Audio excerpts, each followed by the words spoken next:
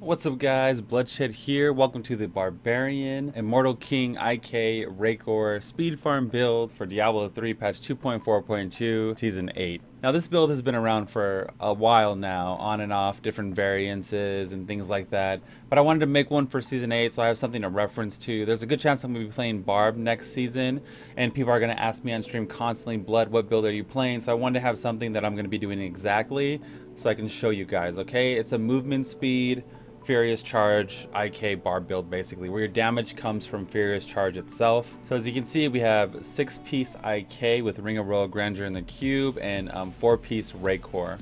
So the good thing is you don't have to farm a weapon with this build because you're going to get Immortal King weapon for free with Hadric's Gift. So for instance, monks get Juliana's set, but they still have to farm 2 rare weapons to complete their set and their bonuses and everything like that.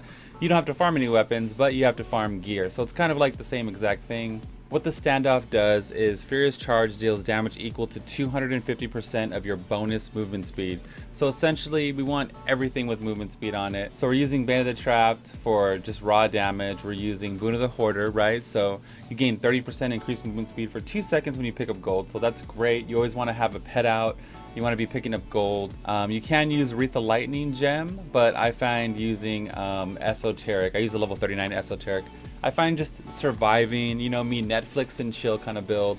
I found Esoteric being better to survive with white gems, in addition to white gems, because all your damage is coming from movement speed. You want to use Nemesis Bracers always with any speed farm build. It's just going to give you more legendaries per hour. So obviously we're using Furious Charge, we're using Sprint Marathon to further buff our movement speed bonus by 40%. Again, it's going to increase Furious Charge damage. Battle Rage Ferocity. Ferocity gives us 15% movement speed and 10% damage, 3% crit. You can see just buffs all across the board. The Together as One room from Call the Agents is pretty good. It's like pretty much like a walking unity. All the damage you take is spread between your ancients. Wrath of the Berserker Insanity, increased damage by 50%. Pretty crazy, man, pretty crazy. Rampage is a great damage passive. Berserker Rage, you're going to be at maximum fury. Every time you charge, you hit, you get almost a full fury bar. Ruthless does 40% additional damage to enemies below 30 health. It's super good. And Brawler, again, Barbs have lots of damaging passives, so as you can see, it's pretty much built around that. And then I did go with the Hellfire Amulet. I went with Animosity. Okay, so Animosity is going to increase your maximum fury. So the 4-piece bonus from IK is reduce the cooldown of Wrath of the Berserker and Call the Ancients. We're using both of them for every 10 fury you spend with an attack. So if you're using Animosity, you increase your maximum fury by 20.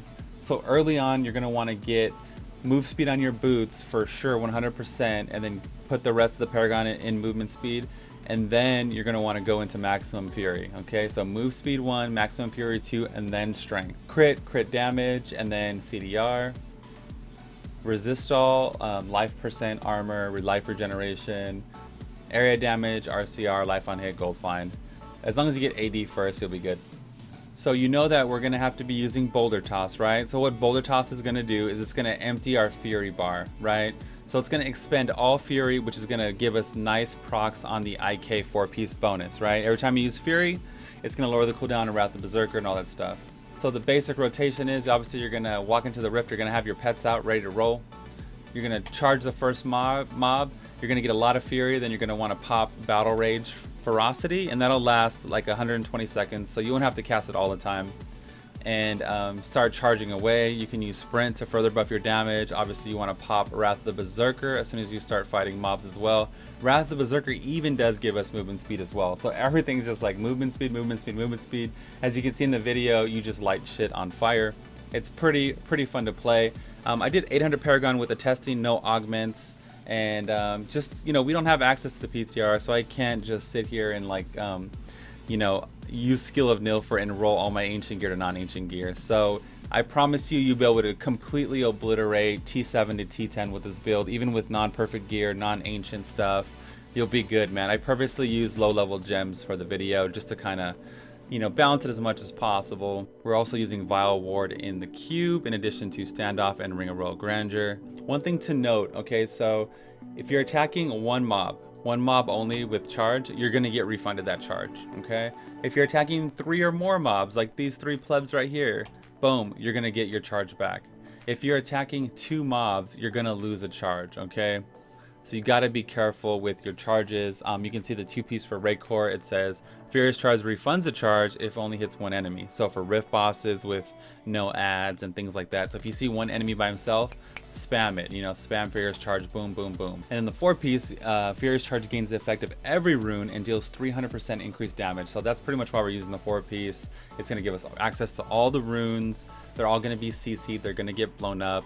If you're like Bloodshed, that they're all CC'd, why do we need so much defense? You don't, man. You can use whatever you want. You can change out the gem. You'll do fine still. You can put strength gems instead of all res gems. It's up to you, okay? Like, these builds are built for like beginner to intermediate players. Like, it's not really, the choice is yours to do whatever you like. Nothing's set in stone. I'm just showing you guys what I do, right? Because I get asked all the time. Obviously, you want Furious Charge damage on your chest piece, your shoulders if you can swing it. Anyways, guys, that's going to be all for me today. If you want to know how to play Z-Barb for next season, go ahead and click on the video up there. I'm going to put some other relevant videos on the screen, I'm sure. You know, you guys know I got videos on deck. Catch me Season 8. I'm going to be streaming all Season 8 up until BlizzCon. Twitch.tv/Bloodshed. Ask me any questions I forgot to cover here. I'll let you guys know. I also have like leveling builds on barbs, all that kind of stuff on my channel. All the Season 7 builds are relevant in Season 8 since there was absolutely 0 changes, nothing like that. Thank you guys so much for watching. Thank all my Patreon supporters out there. You don't know what you do. You're like the early supporters for the channel, the Kickstarters, and just thank you so much. I want to start thanking you guys in every video. I think that's gonna do it for me today, though. I'll see you guys in Season 8. This is the Bloodshed, and I'm out of here, guys. Peace.